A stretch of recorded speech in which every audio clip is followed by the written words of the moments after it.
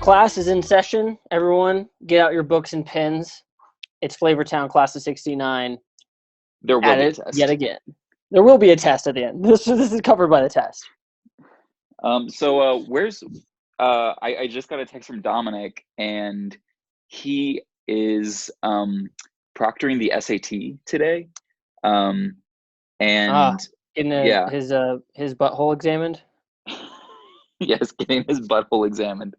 That's good to The do. You gotta check things out. pro he's proctoring, not getting a proctology exam. Anyway, so he's gonna be a little Semantics. tied up, as it were. Uh, Well, no matter. With the show shall go on without Dominic, who really has been showing a lack of professionalism anyway. yeah, no, I'm pretty disappointed in him for sure, for sure. Well, we have a good Um, episode for you guys today. We will be talking about Dungeons and Dragons, a subject very near and dear to our hearts. Indeed. But before that, let's talk about the review. What have we been watching?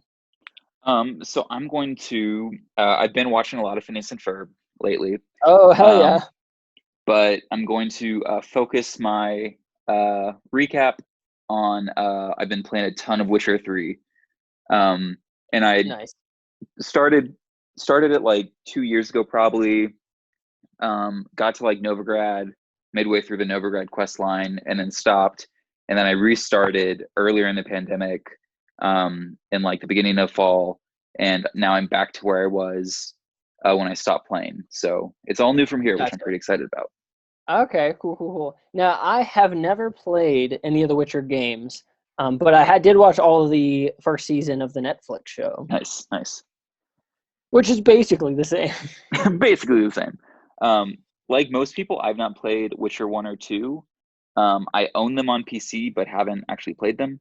But Witcher 3 I love, and I also have The Witcher Tales Thronebreaker on my Switch, and that's a lot of fun too.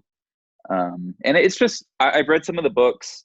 I really like the universe. I think it's a cool fantasy thing where it's kind of um, getting into more Renaissance, kind of like late medieval period, Hmm. um, with Has some of like, that grim fairy tale aspect to it. yes, yeah, which I really like. And I like that it brings in kind of the Eastern European perspective, because so you get like some weird monsters and stuff that in a lot of Western fairy tale and fantasy you don't get a lot of.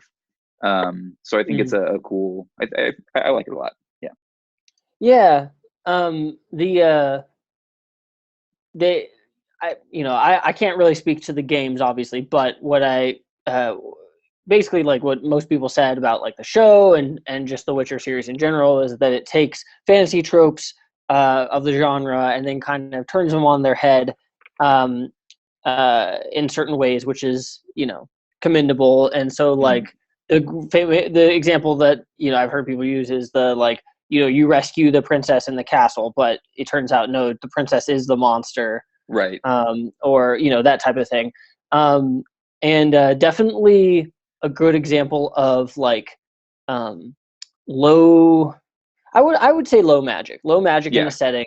And while the spells themselves are and the magic, there is magic in the universe, just ambient. Right. Like Yeah. like there's haunting things and there's like curses are real.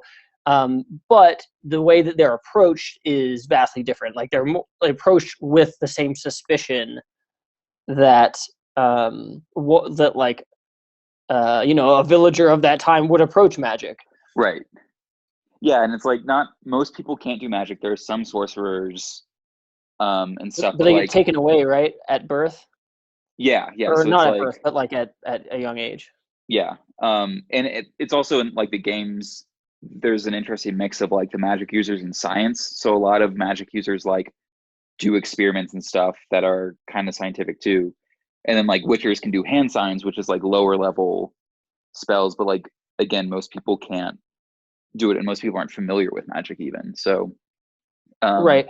yeah, It does pretty cool. also introduce naturally a kind of really good narrative conceit with The Witcher as a Hmm. class of people or a Yes. group of people, because oftentimes, and since it's a D&D episode, I'll go into some D&D. Oftentimes, when people are creating a Dungeons and Dragons world or a game, they have a hard time figuring out a reason why the player characters are doing what they're doing. And it goes for Yes. player characters as well.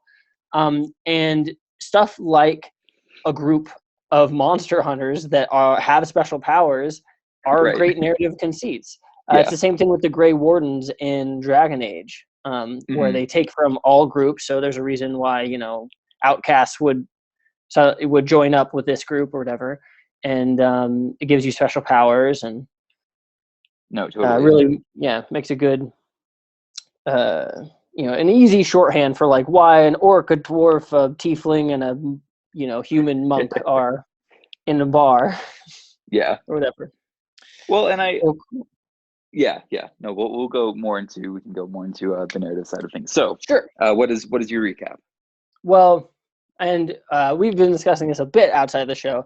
I have been getting back into that Real Housewives of Beverly Hills. Yes. Which, if someone is listening because they enjoy D&D and they never once in their lives have thought about ever trying a show like Real Housewives of Beverly Hills, I would say that it is interesting specifically from the point of view of just like social analysis. Yeah. Now that is kind of a dumb way to just be like, oh, I like to watch the show because it makes me feel good about myself because I'm like, hey, at least I'm not these people. Right. But no, and it is, you know, like reality TV is trashy, but it's popular for a reason. And honestly, like, you know, I'm not like if you watch nothing but like, oh, I only watch prestige shows like the Ozarks. It's like, all right, dude, like we get it. You like crime dramas, like calm Right. down. Well, But no, so oh, good. I was just going to say again to potential listeners out there who are wondering why we're talking about this, we are both big nerds who grew up like watching, you know, like nerdy shit and like doing nerdy shit, being gamers, and we both love Real Housewives and other reality TV. Yeah. So I just want to say, you know, it's like just give it a try. I was definitely a hater for like all my teenage years. Mhm. But you can be both. You can be a multifaceted person. So Exactly. Just do what I do and say you're watching it ironically. Uh, but okay. So I'm in season 4 now, which has added 2 housewives to replace 2 that have left. And I know right, you're yes. midway through season 3, I think. Yeah, we're Where's almost done with season 3. okay? So So what's happening right now in the ones you're watching? well, I just wanted to say we got Brandy and oh, I forget her name. The model have replaced um oh, fuck. Kelsey Grammer's ex-wife. Yes, So yeah, Camille. Camille. Yeah, so we've got some new characters. Very recently we had the Vanderpump Rules crossover episode.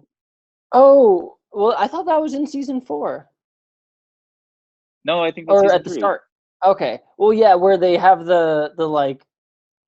I was super confused by that because I was just Yeah, watching it and it was just playing the next episode, and I'm like, what the fuck's going on?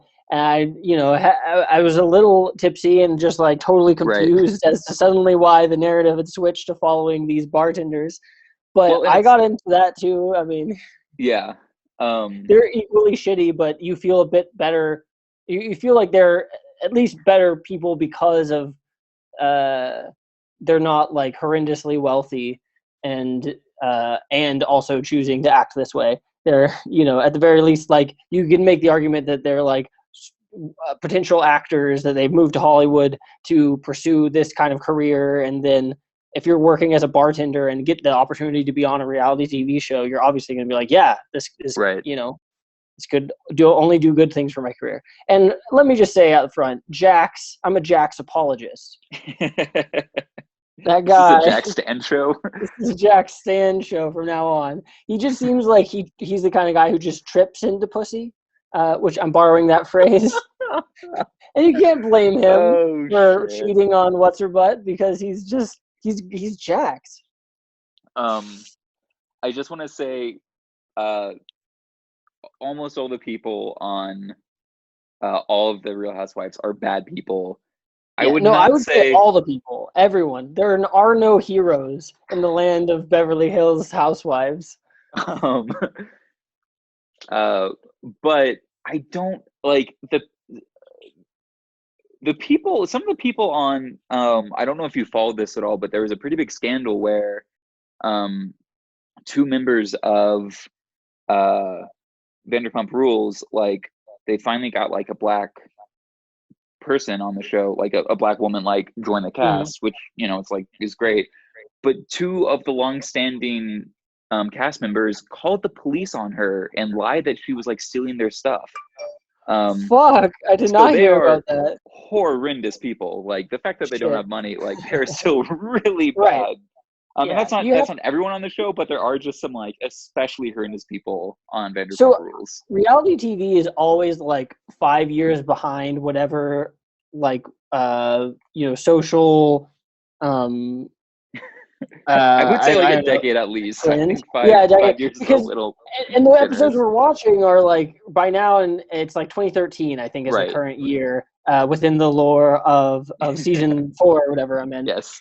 And so like you can definitely like it's obvious it's pre Me Too, Yes. Yeah, yeah, yeah. which is really interesting to see in like Hollywood media, like the shift post and pre Me Too. Like Yeah. Marvel movies are a great example of that too. If you watch MCU movies before Me Too, like I I feel like the writing for the female characters is even worse than like the current versions. Right. But on reality shows, it's even fucking worse, and they're all like racist. Did you have you passed the part where Yolanda is she told like one of the Hispanic Oh my men God. who was working Yes. for her to learn Yeah, English? we saw that. That was real fucking bad. Oh my Um, god, yeah, Yolanda is terrible. yeah. Well, and she's bad, like for she constantly body shames her daughter. Like she has Yeah, these really weird traditional gender views on like what men and women are supposed to do. for sure. Yeah, Oh my it's God, no, revealed she's later that thinks that being gay is a choice. oh good. Wow. Yeah, haven't gotten there yet. But I guess in her defense slightly, she is often on her lemon cleanse where she doesn't eat for 20 days and just Right. drinks lemon juice. No, that would make you a horrible person if you don't have any calories on you. Well, and but she's like I won't say that she's redeemable, but she also like treats some of the women with more um like I just feel like she can be more diplomatic in some senses, but she also has like the worst takes.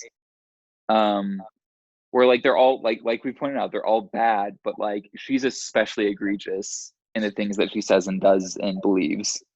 I yes, I the show to me is like it's like anti-class consciousness. Like it just like watching it is like going backwards toward any kind of like collectivist socialist agenda of any kind.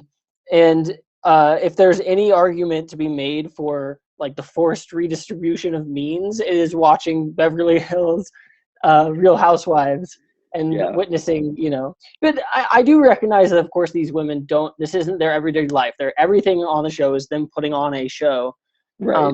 But I was telling Dominic that, like, the Hallmark Channel is Hmm. how there's always a holiday to be celebrated. Like in any Right. kind of Hallmark Channel universe, there's always like a holiday of some kind or some kind of celebration going on.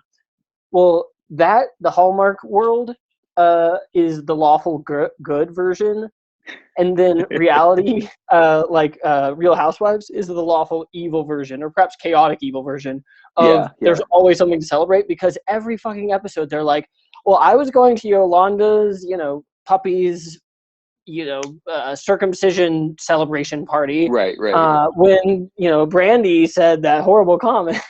Right. No, totally. Yeah, it's there. There's always some like, oh, she's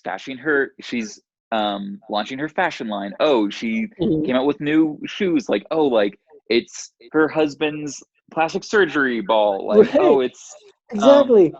her fourth birthday, so I have to spend 50 fucking grand on party Yeah. favors 50 for like grand the ugliest jewelry you've ever seen. for a 4-year-old. So they often, the moms will, because I think most of them are moms, Yeah. if not No, I all, think they're all moms. and Yeah. they will often use the fact that their children are present as a defense for why another member of the cast shouldn't be doing whatever she's doing.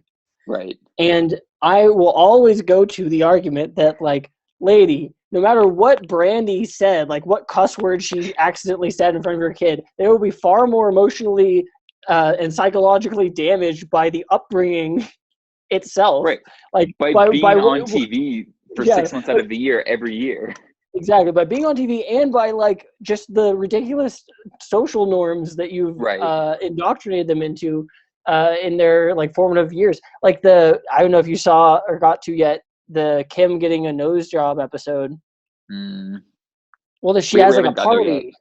She has like a party for it, and the kids are there, and she's doing like a reveal, and it's like, this is not something that like a 9-year-old girl growing up in Los Angeles should be excited for or be told to be excited for. No, totally. Like, all you're doing is normalizing. And I'm sorry, but they all have plastic surgery monster faces. Yes. No, they do. They do. They all look crazy. They all look scary. Yeah. The only reason I feel comfortable insulting them in that way, though, is because of how awful I know they all are. Right. Well, and they also have a thing going on where it is impossible to determine how old they are, but they seem older than they actually are. It's like, you're like, oh, that woman's like in her 50s, and you're like, oh, she's actually like probably 40 or like in her late 30s, which is just crazy because they've all had so much work done that they don't look, and it's just like, your body, your choice. Like, if you want plastic surgery, that's great. I'm not gonna, body shame, but it is just like, it is not a look that I find appealing. Right. Well, and also just one last point, we started watching a while ago. We tried to start watching Real Housewives of New York because we heard that it was another one that was like pretty popular, and we couldn't get through it because in like the first like 5 episodes, these people send their daughter, who's like 14 or 15 or like 13 to 15, like she's pretty like early teenage years, they send her alone to a weight loss clinic. Oh my God. And this kid isn't like, even if the kid was like morbidly obese, that would not be an okay thing to do. Exactly. Like, she's just like a normal fucking, teenage girl. And it's just like, you're like, oh my God, like you are causing like just deep harm to this poor young woman, poor kid, and also you're like really giving a really shitty narrative to everybody watching this show. Of course. Well, and this is my last point on it, which is where this show intersects with politics in 2020. And maybe the Trump era of 2016 to 2020 and perhaps ongoing, but it is that all of these people are Trump. They're within the Trump bubble. Some of them literally know Trump. Many of them respect Trump, but they are all intrinsically reality show circus tent barkers. Yeah. They all are ensorcelled into the cult of attention getting. Yeah. And they're willing to do whatever they can to get and hold on to it. So no matter what the arc of the episode is, no matter how rational that a certain character may seem within the arc, they would never escape. They never leave Plato's cave. They're forever looking at the shadows of attention grabbing, and they, it's the same exact thing. Like Trump sent Ivanka to get plastic surgery. She got like a boob job or something. I'm pretty sure it was before she was 18. Like, it's all they're all in the same freaking, I don't even know, like stratus, so the same sphere, and it is a interesting peek into that mindset for sure. But my least favorite is Kim. I'm just going to put it out there. I want to stick Kim in a trash can where she belongs. Okay. Interesting. She's a little goblin creature. Every time she's on the screen, I want to yell at the screen, and I often fast forward through her bits. Yeah. And I'm sorry, I just have a irrational, because she's just super judgy and doesn't make any sense. And I guess I just for me, I feel really bad for Kim because I think being a child star fucks you up and warps you as a person. Yeah, that's true. She was a child actress, so. So I feel bad for her there, and I think that like being an alcoholic and like being in abusive relationships, like I just her I feel for a lot more. Where I cannot stand my least favorite most recently has been Paul and Adrian. I hate them. Yeah. They're the richest ones. They act like they're poor. They act like everything happens to them, and it's like, you are so fucking rich. And they also act like they're so smart and like diplomatic, and whenever Adrian like tries to smooth things over, she makes it 100 times worse.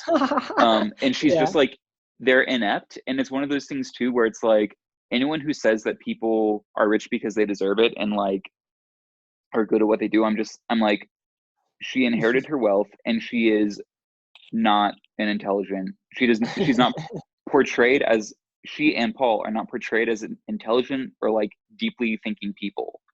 Of course, yeah, for sure. Well, and it's the Eric Trump thing of like, oh, you're a member of this massive rich family. We have to keep up appearances, so we'll give you something, some small aspect of our empire that you can manage and feel good about yourself. Where, you know, for her, it's like the high heel industry and or whatever business that she runs. And like, yes, and I get that there is stuff involved with that, but like it's revealed at multiple points in the show that like all of the businesses that these ladies, including Adrian, claim to run are really basically run by other people, and they just come by and go like, oh, let me, you know, they just basically complain. Like Lisa Vanderpump will come to a restaurant, even though there's an actual like co-owner that does all the rest of the shit, and then Lisa just comes in and be like, I don't like these flowers, I want this mat cleaned. Like it's like, yeah. I was just, when you're that rich, you don't actually have a job. Like you hire people to do the job for you, and if you try to have a job, then normally, if you're like Trump, then you lose all your money. Yeah, nothing is the show is just a walking advertisement for like the need for socialist programs. But anyway, so that's the review. That's a review recap. Show and tell lightning round here. Did you happen to watch the show and tell I sent you video? I did. It was horrific. So okay, will you explain the yeah, so I found this thing, Amon Animations or something like that, which I guess he's been doing it for a while, but it's like and like animation where, you know, he I guess like body like grabs people, like he somehow gets like these files, these 3D models of famous people that look spot on. Like it looks like maybe he's 3D modeling it, but I have to imagine there's some program, especially because of the rate he releases videos, that there's some program where you can upload a picture and it will create a you know, perfect silhouette of this person. And so the video is called Joe Rogan Return to Monk, MONKE, quote unquote, featuring Alex Jones, or parentheses, by Amon Animations. And basically these animated videos are just making fun of like clowns in online media and just the world in general. Typically they're right wing, or at least like capitalist class. So like he'll make fun of Elon Musk, Dennis Prager, the dude where they always shrink his face from Turning Point USA. Oh, Charlie Kirk. Kirk, yeah. And this one has Joe Rogan and Alex Jones. It has audio clips from a Joe Rogan and Alex Jones interview, but it splices in audio clips from other Alex Jones quotes. Okay. That's what I thought, but I wasn't sure. I wasn't clear on that. Okay. And then just devolves into madness. I love the fact that Wesker from the Resident Evil series is just sitting in the background there. Yes. Like he's overseeing it and just be like, good. Let's get this information out. And then also just Oh the God. clips. I mean, Alex Jones clips already speak for themselves, but when you Yeah. string them together in such a way that this video did, which I'll put the link in the description, he just, I mean, it sounds like an absolute madman. Where it's like, look, Joe, you know this, okay? Well, scientists have discovered there's fifth, sixth, seventh dimensions. Okay, I've seen it all. It's like dogs are psychic buffers. They prevent. We have scientists getting arrested in Europe for doing psychic studies or whatever the fuck. So I don't know what the fuck he's on, other than his His weird supplements, his weird supplements. But Dominic, his man milk. yeah, Dominic made a great line to me the other day, which is that like Alex Jones is basically the Gwyneth Paltrow for men. Oh yeah, 100%. He's He just just runs Goop. He runs he Goop runs good for men. alpha Yeah. for quote unquote alphas, right? Oh God. And Joe Rogan kind of does the same. Joe Rogan's kind of dumb. I have more of a soft spot for him because he's the type of dumb guy, and I use that phrase. I'm not trying to criticize anyone other than Joe Rogan, but he is the type of like guy where I think would be susceptible, and he is susceptible to rational arguments from the left, and the type of guy who could be co-opted to like into a grander leftist movement for like a candidate that would like reach the presidency, who My would be like palatable to those to like a Joe Rogan listener, but because they also expound like common sense socialist legislation. my problem with Joe Rogan and people like Joe Rogan and people who listen to Joe Rogan is they're the kind of people who get off on showing how, and it's mostly white men who do this, but they get off on showing how like thoughtful they are, and it's like, oh, like, those people on the left are just a little too wild for me, and like they're basically the people, like it's prime horseshoe theory Right. thinking, Exactly. It's and they I'm it must be in brain the boner, middle. you know. And they what? Oh, just like the brain boner of like, look how Oh, rational I am, and look how like, I'm able to yes. talk to both sides. It just, and when you do that, what you're doing is you're allowing, you're letting people like Alex Jones and neo-Nazis and stuff like that come on your show and seem rational as well, and you're giving them a platform where and that's my issue with people like Joe Rogan with that I know. mindset. I see that argument, and I do agree to the point where like platforming like Nazis and shit is extremely distasteful, and like if it does grow their numbers, like is a net ill. But I also think that the battle of the powerless versus the powerful is becoming more and more increasingly important versus instead of like right versus left, even though that battle is still important and you should like fuck like Nazis can fuck off. I'm not gonna Yeah. like build a coalition with Nazis. But like I do think that the future of media, and for good or ill, might rest upon the shoulders of people like Joe Rogan instead of the old cable news. Like I'm Dan Rather, like that style, which I think is Mhm. probably on its way out and dying. And so, like in the same way that like we, cable news like CNN will be like, the people say one thing and Wall Street says another. It's probably in the middle, or more likely they just be like, well, Wall Street's right. But in that same way, like, cable news outlets do it too. They have like maybe not Nazis, but they have terrible people with terrible takes on, and they legitimize it. So Yeah. I'm more, I guess there's a point in Joe Rogan's favor in my mind, simply because he is populist.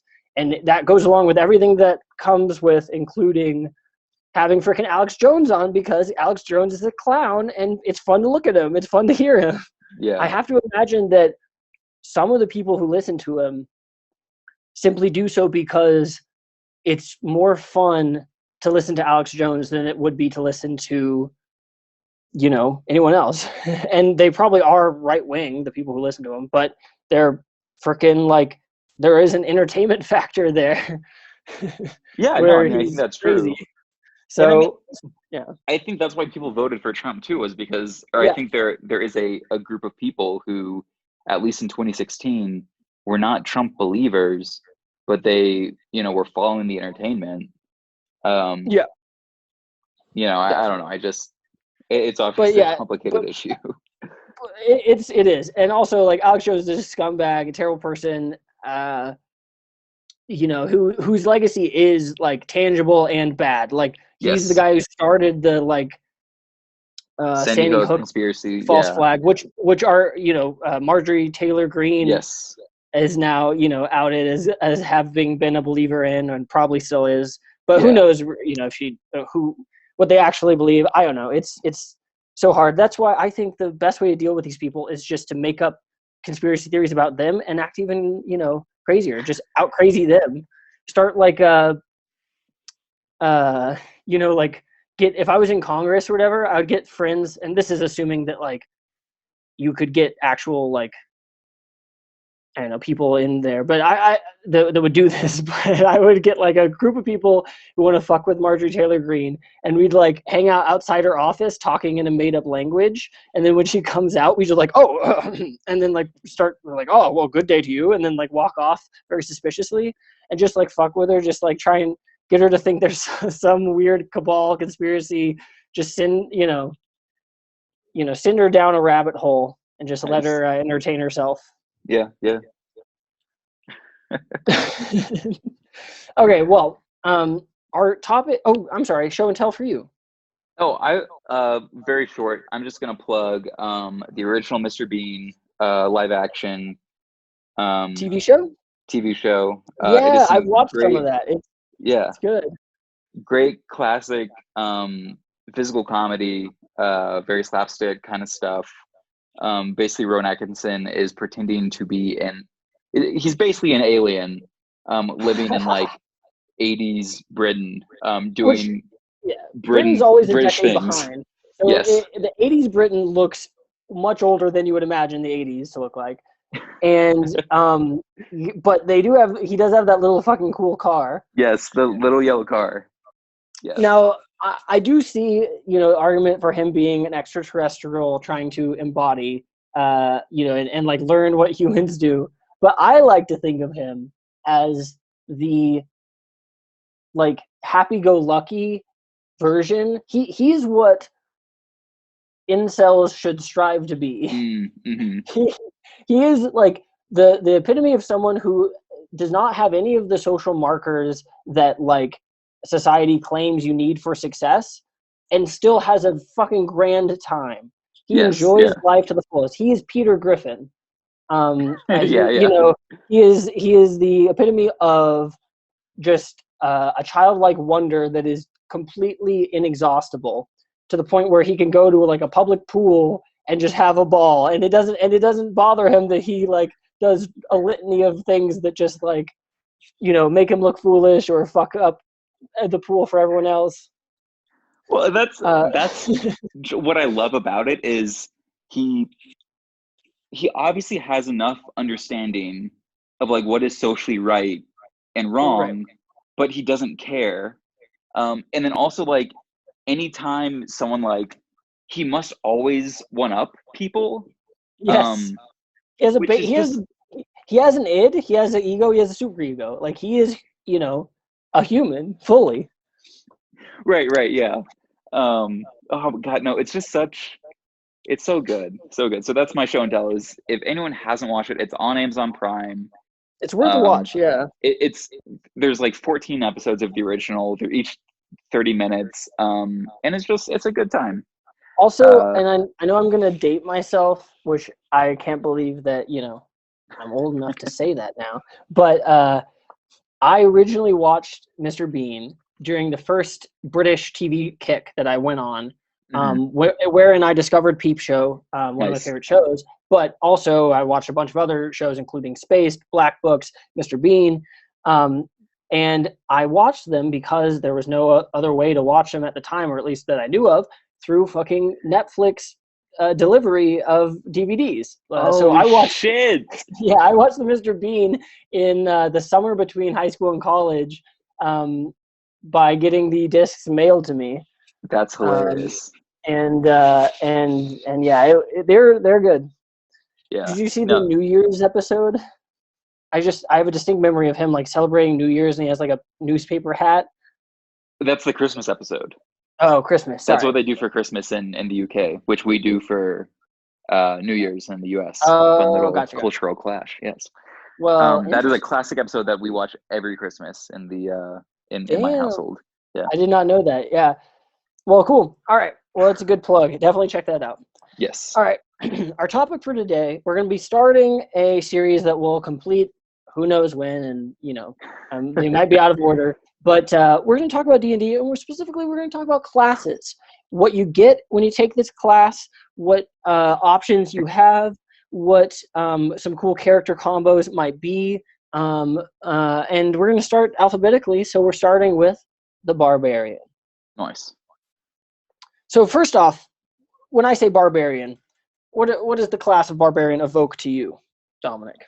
I always think of what I like about the D&D Wizards of the Coast Barbarian is it's very Conan inspired, where this is somebody who has, super muscly, carries a big weapon that they just hit people with, and they actually do better when they wear less armor. Yes, Which that's how you invite cool narrative ties, right? yeah, Is by that's a good example of a mechanic that supports the narrative rather than fights against it. yeah, and I think the key things, or some of the key differentiations of a barbarian and like a fighter is, barbarians have rage, and barbarians don't benefit from heavy armor. And I think those two things give them a nice separate feeling from your traditional fighter. Yeah. So that's kind of that's my overarching thought.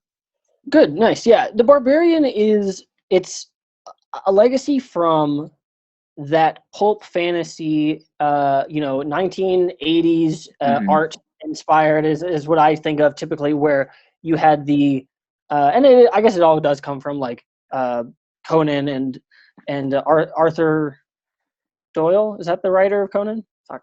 I don't know. Arthur Doyle, I think, wrote Sherlock Holmes. Okay, well, I no, that's apologize. Conan Doyle. I don't know, something. Conan. We don't know anything. We're not smart people here. It's Sherlock the Barbarian, and it's like freaking Sherlock Holmes, but he's like barrel chested and is I don't know, pulling snakes off of his dick. Very like 70s and 80s like metal album cover. Yes, and going forward with that, I do have an idea for a barbarian character that anyone out there is welcome to use, and I have not run. And the Barbarian is also special to me because it was the first D&D 5th edition class I ever played. Oh shit! Yeah, I played it at the D&D club in college, where I met Dominic, and Nice. my character is named Gron, and his thing was that like he would eat animals like live and raw. So like if we encountered like he was a geek in the traditional sense. I'm not unfamiliar. Educate me. Okay, so in like traditional circuses on like the sideshow, a geek was someone who would eat live chickens, and so that was like part of the the sideshow was a geek who would eat live animals. The more you know. Huh. Yes. So he would be like that, except with goats and stuff, and basically like I would just make an unarmed attack with them where I bit into them. Nice. Then the other thing, here's the character idea. Now you touch on their rage.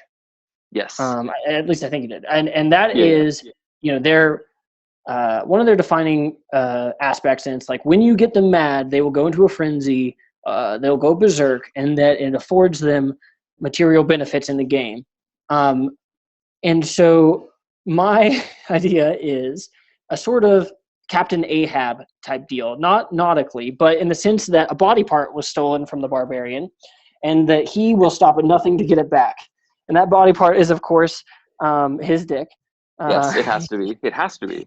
Yes, so you could play a barbarian whose dick was eaten off or bitten off by a dragon. Or, could be a great white dragon. Yeah. And it is your life's mission to find that dragon and to reclaim that dick. You know in your heart of heart that it won't ever be attached again.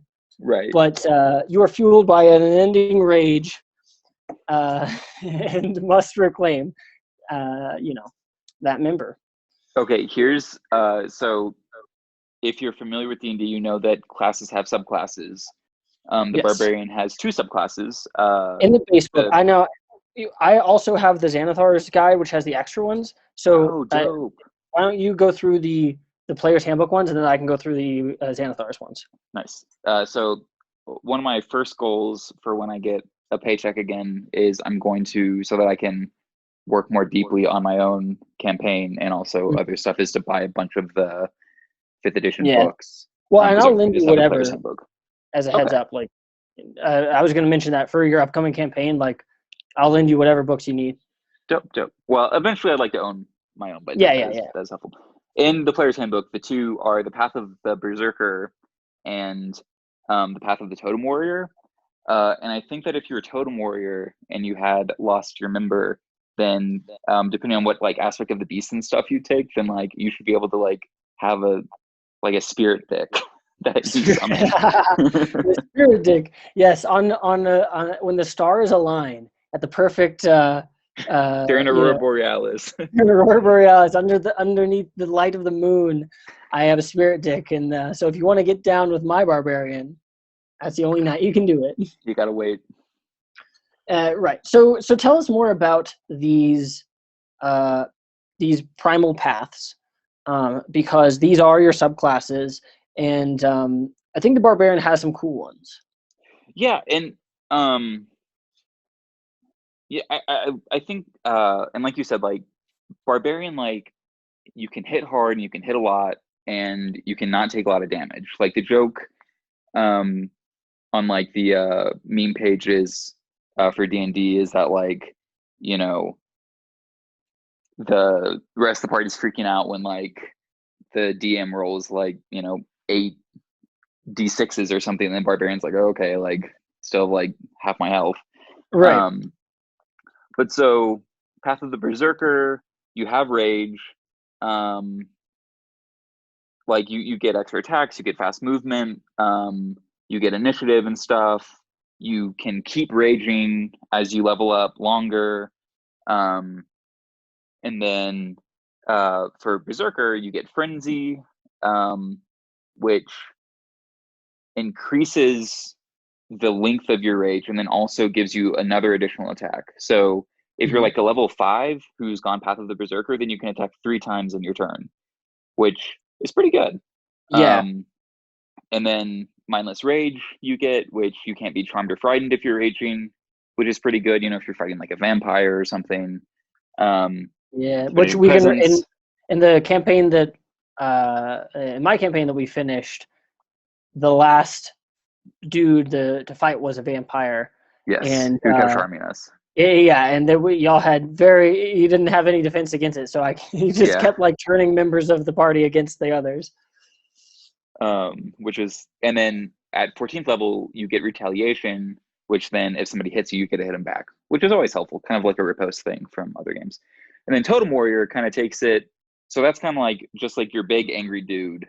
Totem Warrior takes it into more of a spiritual, like mystic kind of thing, where you can pick certain animals and then you get different benefits for that. And so the main 3 that they give as examples for the book are bear, eagle, and wolf. You can kind of pick whatever you want. So it's like, I don't know, if you were like a Norseman, instead of bear, you could say that it was like, you know, a walrus, you know, so you have like a totem walrus.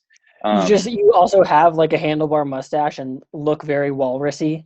Well, and that's what's cool about it is like as you like level up into it, you start getting aspects of that beast on yourself. So it's like, you know, they give the example like for bear, it's like, oh, like you get hairy, or like if you're a wolf, then your teeth get sharper. If you're eagle, then like you get yellow eyes, you know. So it is just kind of like, and I like the idea of like doing a joke barbarian where it's like the totem animal is like a Pomeranian or something, but you're still like super fierce, you know. But it's like that'd be good for like a halfling, right? Like a halfling barbarian. That'd be pretty cool. It's fun to go against type like that. Yeah, it is. Yeah. The like jackalope or something aspect of the jackalope.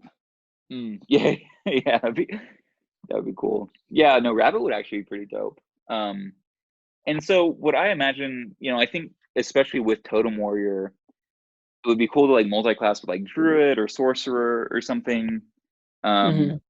And like the problem with, or like an aspect of rage is that you can't spellcast when you're enraged.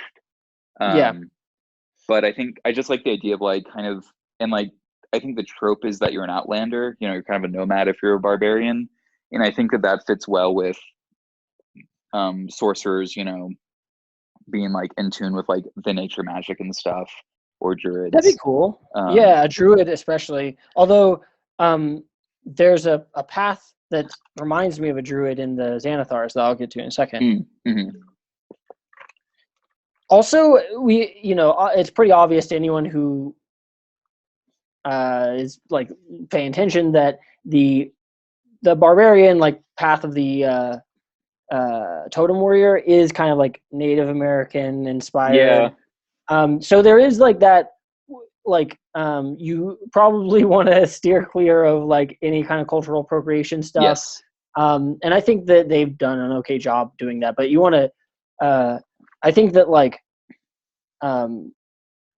we said, like you know, there could be a temptation to do it fairly generically, where you're like, like let me consult the totem of the wolf and just be Right. very or whatever. But if you can add some creativity in there, choose some weird animals, get some weird combinations, because a barbarian in a fantasy world would be different than any kind of, I don't know. I mean, because like barbarian historically, right? It's kind of like a term used to, to diminish peoples who just practice a different culture than you. Right. So like, I like perhaps like in your fantasy world, or whoever's listening, like if you're creating one, the the barbarians, quote unquote, in beyond the hills, like have powerful ancient magics that are little understood. So people like think that they, you know, are like primitive, but like if you actually live amongst them, like they have some legit shit that they can do and some like cool ass magic. So the Yeah. others, the paths given to the barbarian in Xanathar's guide are the here we go, path of the ancestral guardian, path of the storm herald, Ooh. and then path of the zealot. Nice. Um, Zealot is my favorite. Basically, the path of the ancestral guardian it's very similar to the totem warrior, but it's like consulting dead ancestors.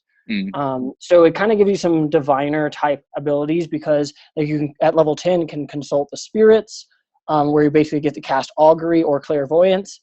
And the conceit being that you are like asking your ancestors. You get like Spirit Shield at level 6, basically lets you reduce damage like a riposte. Vengeful Ancestors is the final thing you get at 14th level.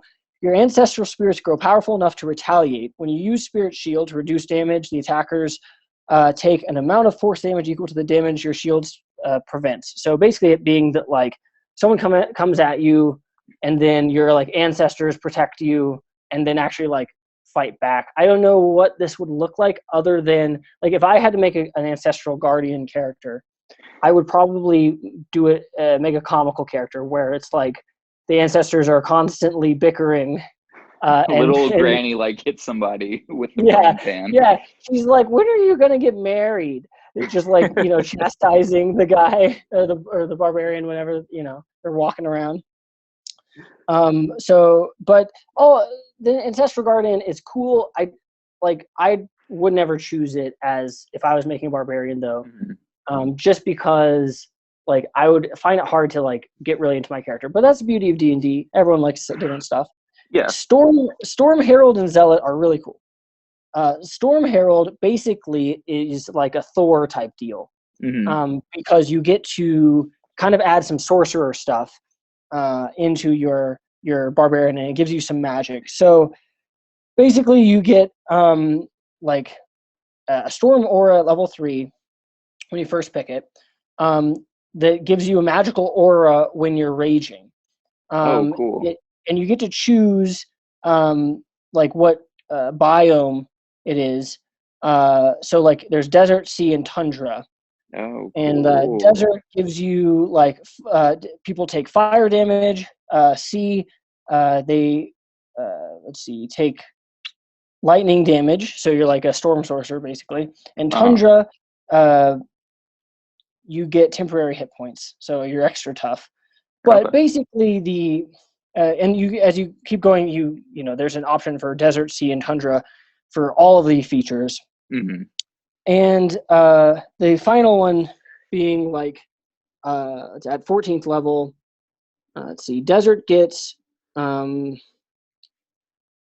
they have to make a dex save or take a bunch of fire damage. You sea, you can knock them prone. Tundra, you can reduce their speed to 0. Oh. So basically, it's like when you're raging, there's elements raging too. And Hmm. if you want to be like an ice, Thor style, like I come from the land of the ice and snow type Yeah. barbarian, picking the tundra would be pretty dope, especially like when you're super high level and like you could freeze people with your rage scream.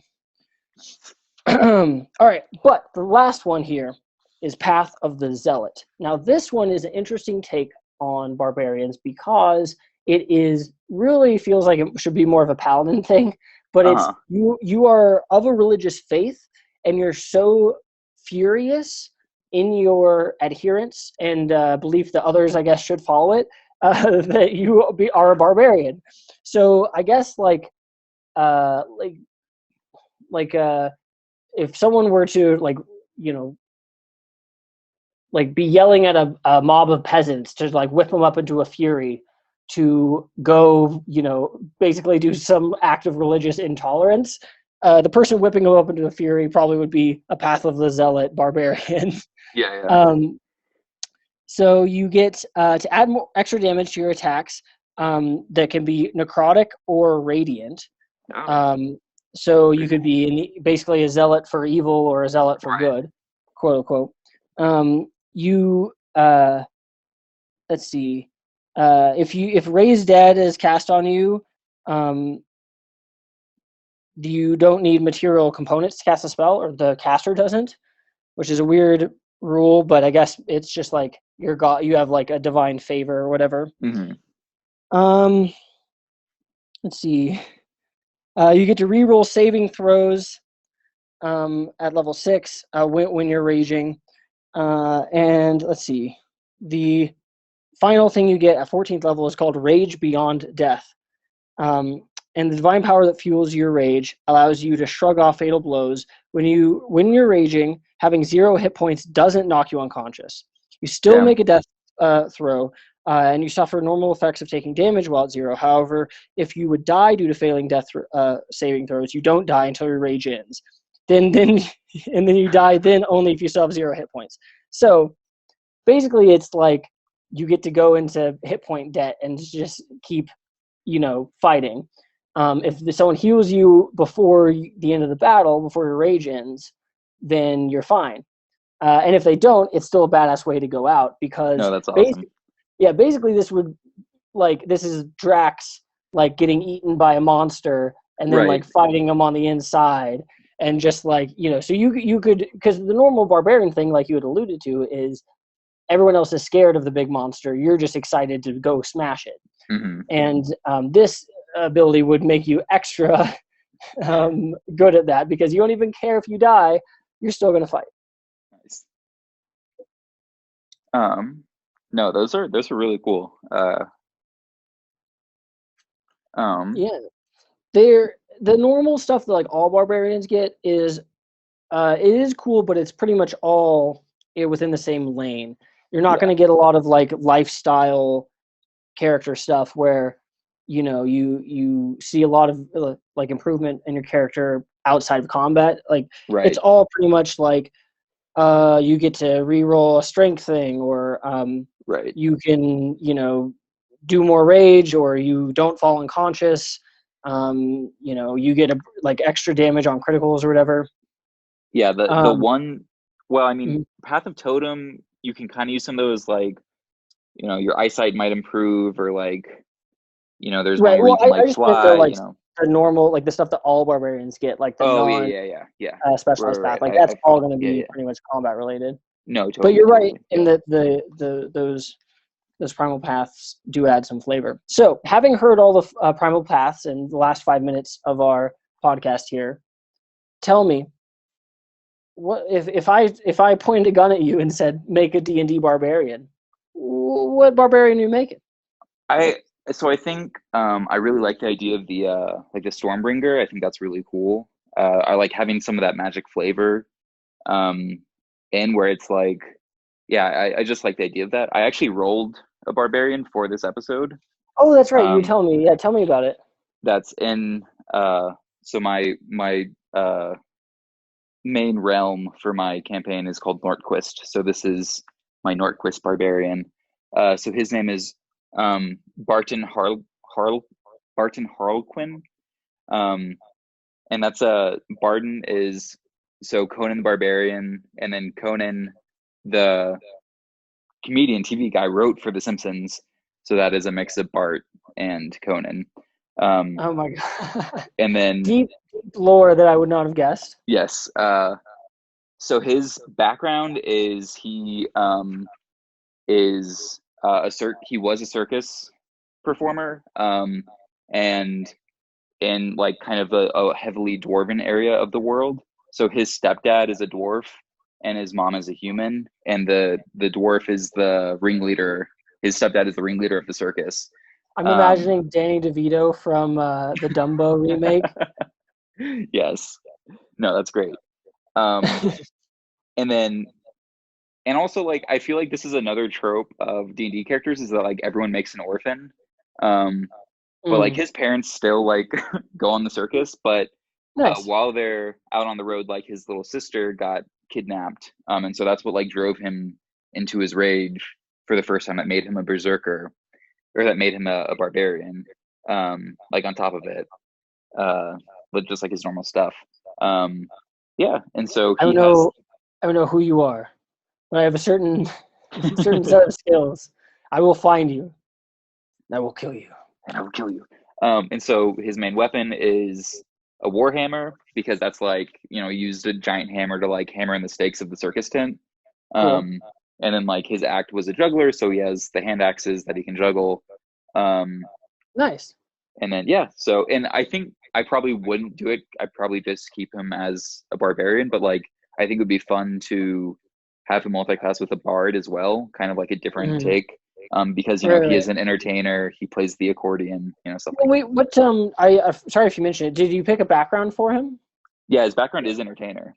Okay. That's what I was gonna say. Is that there you can, if you wanted him to have that performance proficiency, you could do that. So yeah, that makes sense. The other thing is, those old turn of the 20th century like muscle men outfits. Yes, the strongmen. Yes, the strongman outfits with like thin tank top straps. That's how I imagine him to be dressed, which is that's unarmed unarmored defense. No, that's what I was imagining, was that he kind of has like this pretty big background in the circus, and so like he would do different stuff. So like when he was a little kid, he did like the juggling and stuff, but then as he got older, he got like really strong and beefy, and so that's when he became like kind of a strong man. And like drove the tin spikes in, but he still has like these old skills that he had from when he was a kid. He lost his virginity to his first love, maybe, who is like one of the members of like the freak show, and then they we're gonna run away together, but she decided at the last minute no or something. I don't know. He fell in love with a bearded woman who's actually just a normal dwarven woman. It's just like when they go to the human lands, everyone's like, "Oh my god, it's like a short woman with a beard." It's like, no, that's just a dwarf. But okay. Circuses are ripe for exploration in D&D. Yes, and they have a very dark history. They're not good places. No. So that's great for conflict and kind of exploring that, and it also gives a great example or a good conceit as to why crazy monsters would be here in this, say, like civilized area.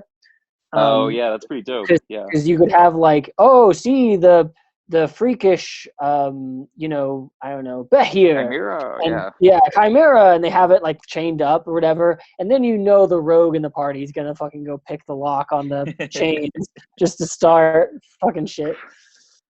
Well, and I like Yeah. that.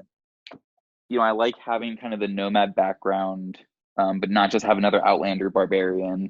Right, Um, yeah, and Outlander's annoying as from a DM perspective too, in my opinion, because it gets rid of all because they can always find food, mm-hmm. and it's like I kind of sometimes think it'd be interesting if it's like, oh, you're out in the wilds and oh shit, we're running out of food, instead of just like the Outlander being like, actually I found food. I know it's a frozen wasteland where nothing grows, but I found this. Anyway, No, well, totally. that's about time. Thank you for discussing barbarians today, Dominic. Yeah, Perhaps definitely. on a later date in the past, we'll move on to the next class, which is, of course, the bard. Yes. My actually least favorite class, and But I'll talk about why bards should be outlawed from every campaign.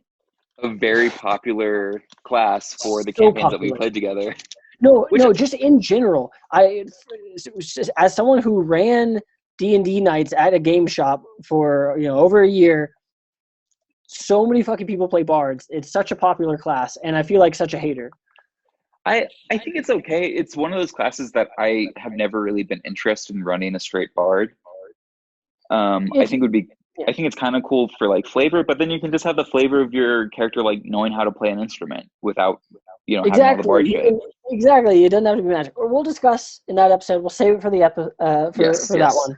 Well, thanks again, Pod. If you're still listening, thank you for listening. Remember to like and subscribe, please. If you were the first subscriber, we'll probably mention you for a time in memoriam. Yes. So, all right. All right. Take it easy, See ya. man. Good talking. Bye. All right.